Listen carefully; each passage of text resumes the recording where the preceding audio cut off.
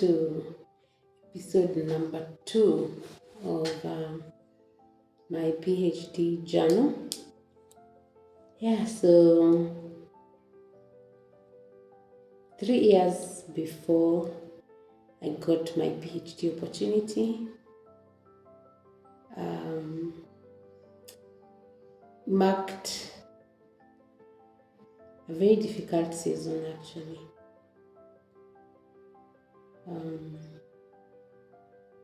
In retrospect, so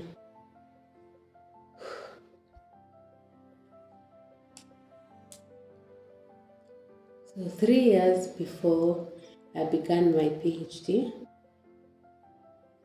that is immediately I did my master's, graduated in 2019, and I had mentioned in a previous video that I worked on cervical cancer. We had an innovation, and there was a patent on the way, which we had already done the application. But then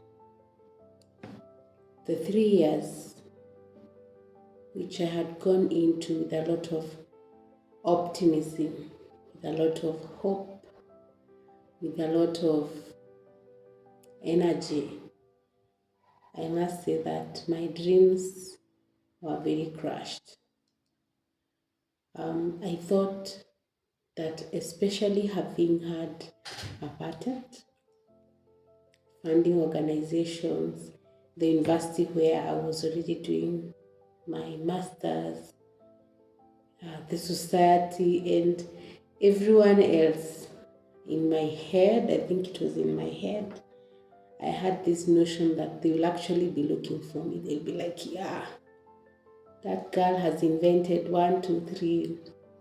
Let's fund this thing and move it into the market. So I was extremely optimistic, by the way, but I think I hit rock bottom, to be honest, because I really struggled to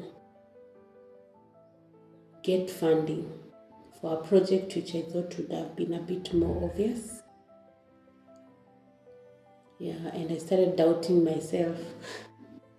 And I started wondering, okay, Lucy, you did your best, but then maybe the systems of the world don't work the way you envision in your mind.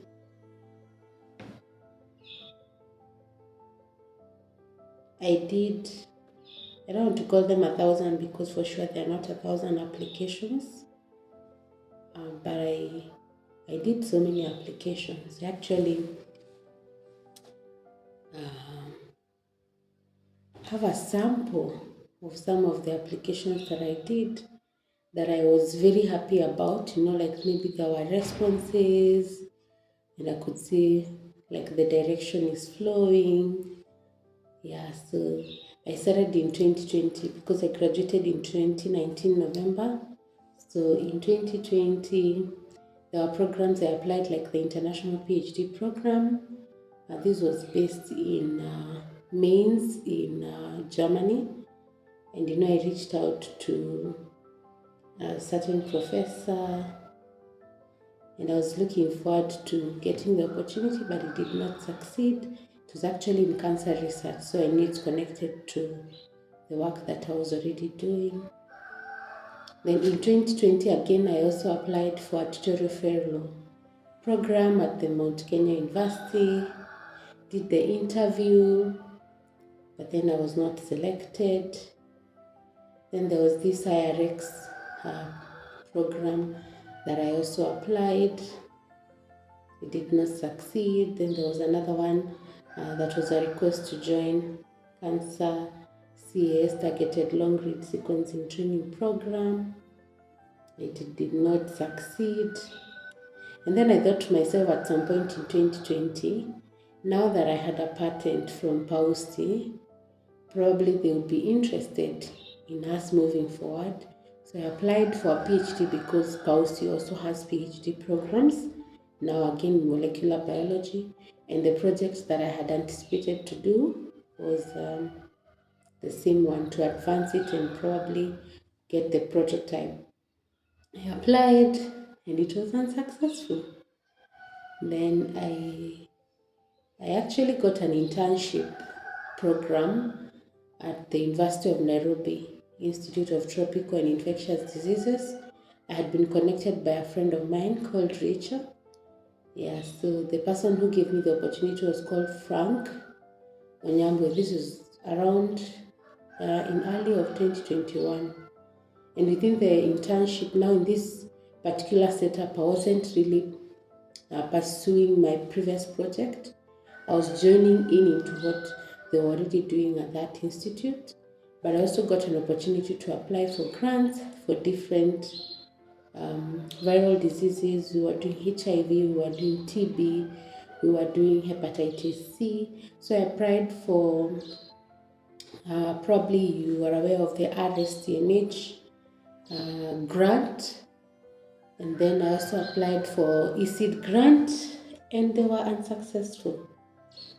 And then in 2022, around the beginning of 2022, I got this call for a PhD in biotechnology by the DAD in-country scholarship that was based in Kenyatta University.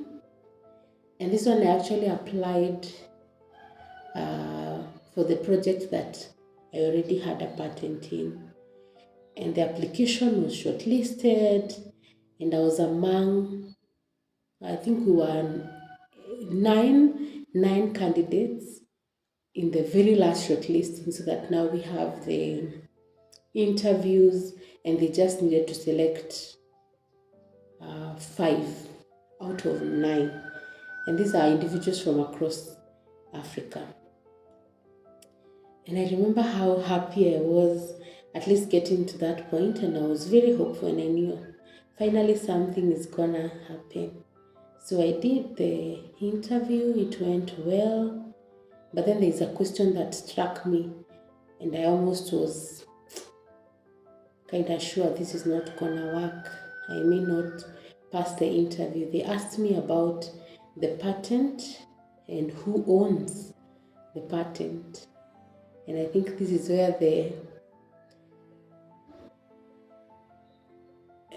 the world crumbled, because the patent is jointly owned by myself, my supervisors at MSc, and also PhD. And I knew this is a different institution, this is Kenyatta University. How then were they going to support a project that they do not own the patent? But I was still hopeful. But then the results came out, and I did not succeed.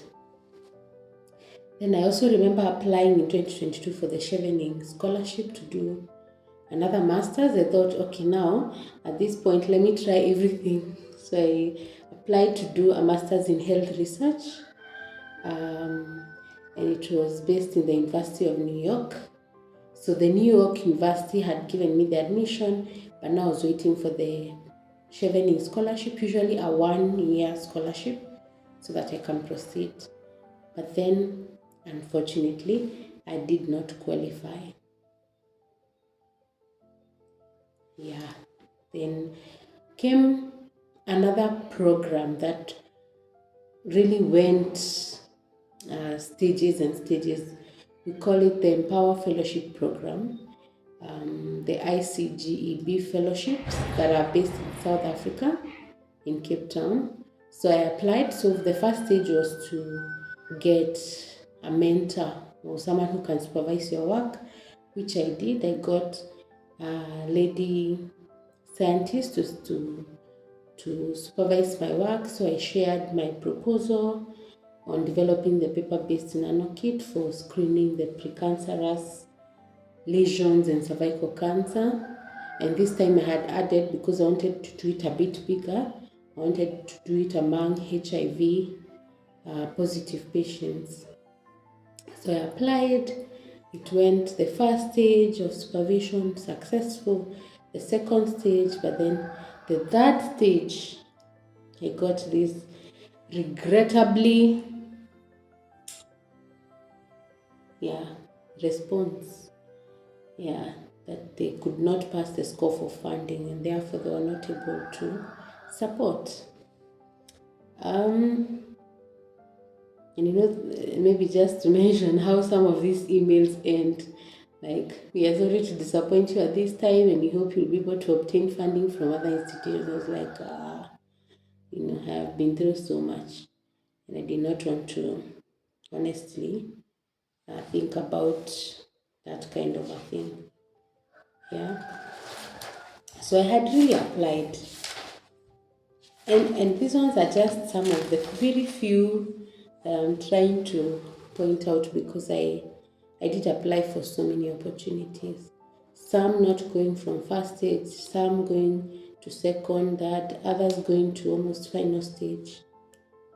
Yeah, and I remember also diverting to what we call venture fellowships, where I applied to a program that we call Halicon Health Fellowship, and it also went to the last stage where they would now support the manufacturing of the kit, and it was very hopeful.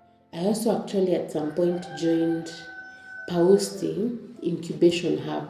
The same university where I did the patent, they started an incubation hub for patented work that several individuals had done, and I joined. We did some learning, and then came the time for funding. We actually had a promise of funding of just not so much, about 500,000 Kenya shillings.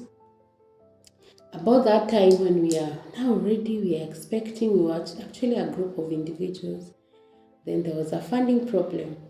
And I was like, wow, I think I think my journey was just difficult. I started doubting myself. I started feeling that maybe this was not meant to be. And I was pretty discouraged. And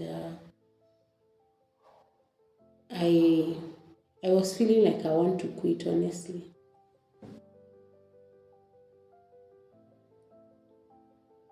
And I know how each of us, if we go through a season of either job applications, opportunity applications, you're trying to get your footing on your career or something, how discouraging it can be that for 3 years, and I know 3 years is not even so much. Some have done it for 5, for 10, for 20, and you find someone is still looking for work, someone is still looking for opportunities for many years and they are not coming. Yet you have the qualifications, you have done, great things, whatever you have.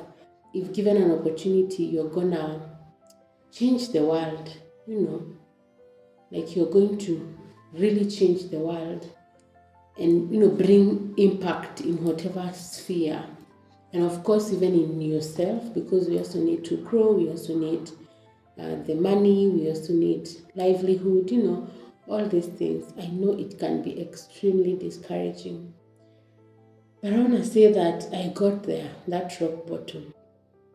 I did get there, and I was wondering, okay, what is the use of an MSc? Okay, better yet, what is the use of a patent? I was heavily discouraged. Yeah, but I did not give up. I just told myself maybe one of these days something will come up. So I continued with other things, and I remember getting into different things that are not also connected to my career. My family has some businesses. I decided, okay, let me just keep myself busy as I apply, and that's what I did. I helped in pharmaceutical business, which we own as a family. I helped even in electronic business just to set things forward, to supervise employees and other event projects that we had. And it wasn't easy because I still felt the gap for doing something about my career. So guys, I want to end this episode there and say that sometimes life can hit you hard, but don't give up.